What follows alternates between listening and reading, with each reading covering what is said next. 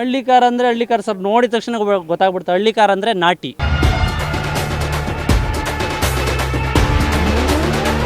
ತುಮಕೂರಿನ ಸಿದ್ಧಗಂಗಾ ಮಠದಲ್ಲಿ ಸಿದ್ಧಲಿಂಗೇಶ್ವರ ಸ್ವಾಮಿಯವರ ಜಾತ್ರೆ ನಡೆಯುತ್ತಿರುವುದು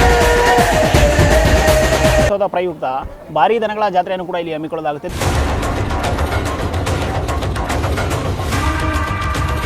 ರಾಜ ರಾಜನೇ, ಮಂತ್ರಿ ಮಂತ್ರಿನೇ, ಸೈನ್ಯಾಧಿಪತಿ ಸೈನ್ಯನೇ. ದೂರದ ಊರುಗಳಿಂದ ಹಲವಾರು ಬೇರೆ ಬೇರೆ ರಾಜ್ಯಗಳಿಂದ ಕೂಡ ಇಲ್ಲಿಗೆ ಹಸುಗಳನ್ನು ಎತ್ತುಗಳನ್ನು ತೆಗೆದುಕೊಂಡು ಬಂದು ಇಲ್ಲಿ ಮಾರಾಟ ಮಾಡುವಂಥದ್ದಾಗಿರ್ಬೋದು, ಇಲ್ಲಿ ಕಟ್ಟಿ ಎಲ್ಲರಿಗೂ ತೋರಿಸುವಂಥ ಕೆಲಸನ ಇಲ್ಲಿನ ಹಸುವಿನ ಮಾಲೀಕರುಗಳು ಮಾಡ್ತಾ ಹೋಗ್ತಾರೆ. ಇವತ್ತು ಅದೇ ರೀತಿ ನಮ್ಮ ಜೊತೆ ಒಬ್ಬರು ಹಸುವಿನ ಮಾಲೀಕರು ಇದ್ದಾರೆ.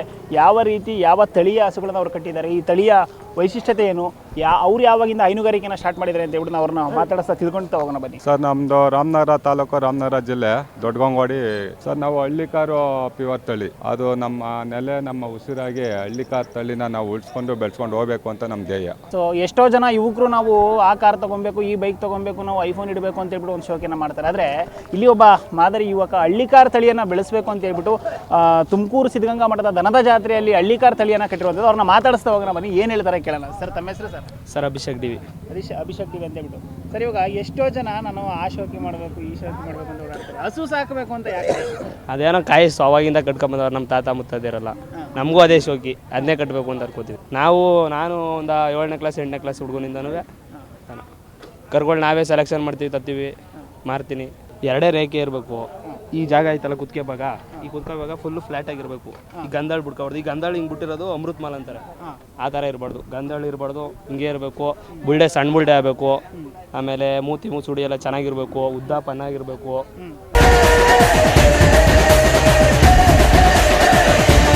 ರೇಟ್ ಅಂದ್ರೆ ಏನು ಸಿಕ್ಕಾಪಟ್ಟಿ ರೇಟು, 2 ಲಕ್ಷ. ಎಂಥವು ಏನೋ ಕೇಳಕ್ಕೆ ಹೋದ್ರು 2-3 ಲಕ್ಷ ಹೇಳ್ತಾರೆ. ಬಸವಣ್ಣ ಬೇಕು, ಬಿಡಂಗಿಲ್ಲ, ತೊಗೊಂಡು ಹೋಗ್ತೀವಿ. ಎಷ್ಟಾದ್ರೂ ಬಿಡಂಗಿಲ್ಲ, ತೊಗೊಂಡು ಹೋಗ್ತೇವೆ.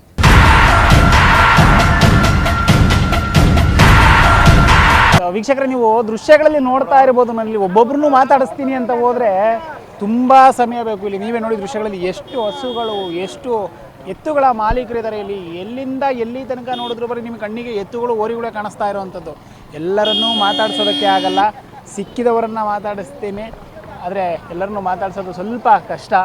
ಯುವಕರು ಕೂಡ ಇದ್ದಾರೆ, ಅವ್ರನ್ನ ಮಾತಾಡಿಸ್ತಾ ಹೋಗೋಣ. ಅವರಿಗೆ ಯಾವಾಗಿಂದ ಈ ಎತ್ತುಗಳನ್ನು ಕಟ್ಟಬೇಕು, ನಾವು ಜಾತ್ರೆಯಲ್ಲಿ ಎತ್ತುಗಳನ್ನು ಕಟ್ಟಬೇಕು, ಮನೆ ಮುಂದೆ ಎತ್ತುಗಳನ್ನು ಕಟ್ಟಬೇಕು ಅಂತ ಅನಿಸಿದೆ, ಕೇಳೋಣ ಬನ್ನಿ.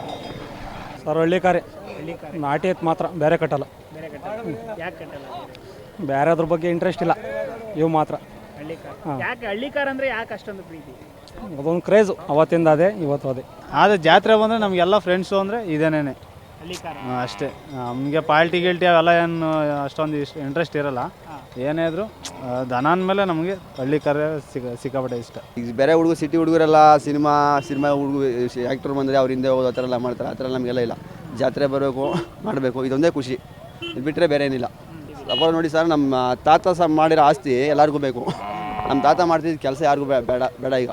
ನಾವು ಏನು ನಮ್ಮ ತಾತ ಮಾಡಿರೋ ಆಸ್ತಿ ಬೇಕು ಅಂತ ಯಾವ ರೀತಿ ಕೇಳ್ತೀವೋ, ಅದೇ ರೀತಿ ನಮ್ಮ ತಾತ ಮಾಡಿಟ್ಟಿರುವಂಥ ಹಳ್ಳಿಕಾರ ಹಸುಗಳನ್ನು ಇದೇ ರೀತಿ ನಾವು ಉಳಿಸ್ಕೋಬೇಕು ಅಂತ ಹೇಳ್ಬಿಟ್ಟು ಹೇಳ್ತಿರೋದು.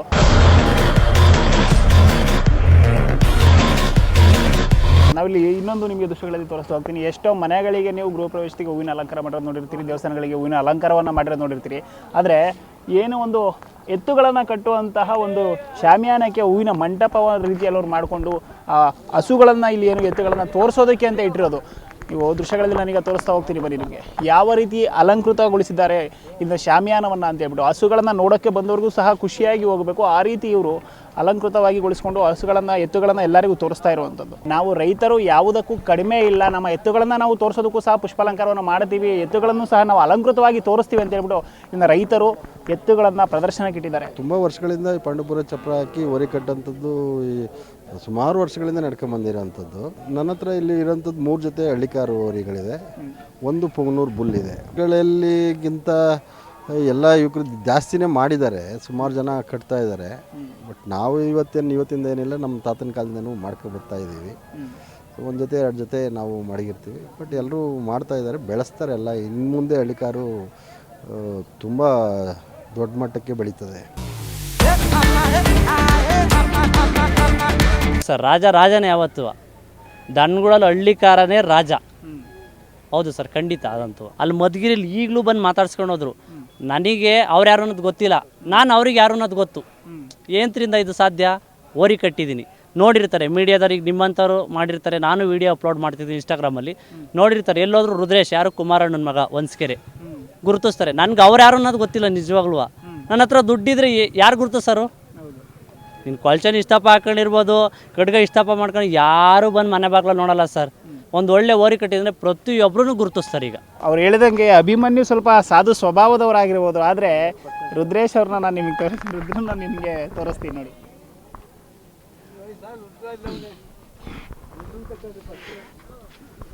ರುದ್ರ ಅವ್ರು ಹೇಳಿದ ರೀತಿ ರುದ್ರನ ಅವತಾರದಲ್ಲಿಯೇ ಇರುವಂಥದ್ದು. ಈ ತುಮಕೂರಿನ ಸಿದ್ಧಗಂಗಾ ಮಠದಲ್ಲಿ ನಡೀತಿರುವ ದನದ ಜಾತ್ರೆ ಏನಿದೆ, ಇದು ತುಂಬ ಪ್ರಖ್ಯಾತಿಯನ್ನು ಪಡೆದುಕೊಂಡಿರುವಂಥದ್ದು. ನಾನಿಲ್ಲಿ ಎಲ್ಲರನ್ನೂ ಸಹ ಮಾತಾಡ್ಸೋದಕ್ಕಂತೂ ಆಗೋದಿಲ್ಲ. ನಾನು ಆದಷ್ಟು ಜನರನ್ನು, ನನ್ನ ಕೈಲಾದಷ್ಟು ಜನರನ್ನು ಮಾತಾಡಿಸಿದ್ದೇನೆ. ಕ್ಯಾಮ್ರಾ ಪರ್ಸನ್ ರಾಕೇಶ್ ಜೊತೆ ಪುನೀತ್, ಪ್ರಜಾಶಕ್ತಿ ಟಿವಿ, ತುಮಕೂರು.